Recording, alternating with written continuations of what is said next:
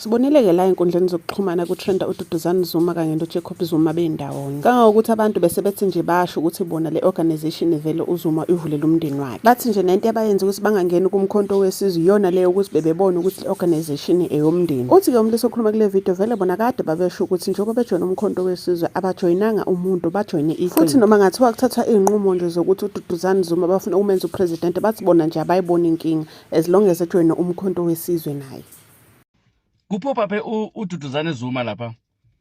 angazi bakuphi lapha ya but ngiyabona isithombe satrenda ayamena baba wakhe lapha bahleli phansi bamile nje vele yonke indzawo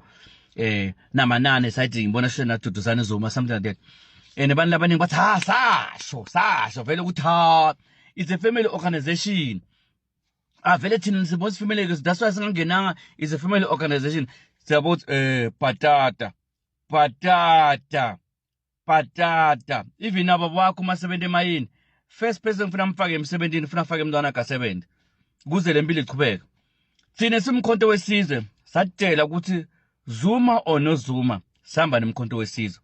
Zuma or no Zuma samba nemkhonto wesizwe sijoyine inhlangano asajoyine umuntu because kudzala basiyenga basathi manje open him abo Rupert lapha batshela ukuthi banjani batwenda everything for people end of the time they do nothing. But thina manje sijoyine MK umkhonto wesizwe our forefather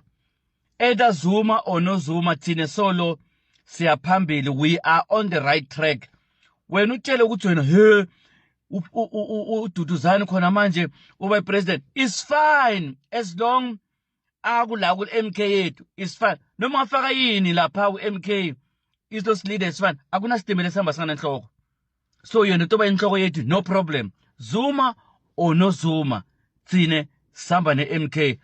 viva mkhonto wesizwe viva gwaza mkhonto gwaza siyaphambili ngomkhonto siyaphambili asijike